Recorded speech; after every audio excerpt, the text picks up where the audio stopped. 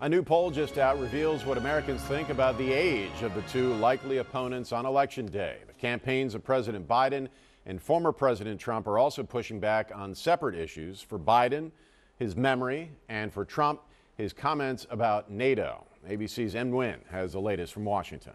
Former President Trump drawing fierce backlash from Democrats and some Republicans after suggesting if he were elected again, the U.S. would not protect NATO countries that aren't spending enough on defense. Trump declaring he would even urge Russia to attack an American ally. No, I would not protect you. In fact, I would encourage them to do whatever the hell they want. You got to pay. President Joe Biden sharply criticizing Trump's words as appalling and dangerous. The White House calling those comments unhinged. The current head of NATO warning that Trump is putting the safety of U.S. troops and their allies at risk. GOP presidential candidate Nikki Haley also condemning Trump, saying his approach to boost defense spending was all wrong. The last thing we ever want to do is side with Russia. Haley also questioning Trump's mental competency after Trump questioned her husband's military service, claiming Haley's husband deployed to Africa to get away from her.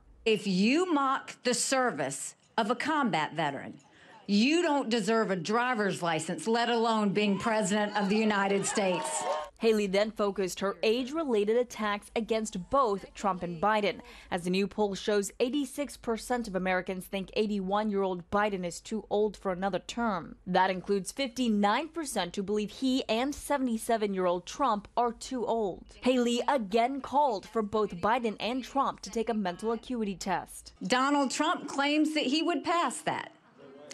Maybe he would, maybe he wouldn't. Meanwhile, the Senate passed a key test vote on a foreign aid bill that would send assistance to Israel and Ukraine. 18 Republicans helped advance the legislation despite opposition from former President Donald Trump. Em Nguyen, ABC News, Washington.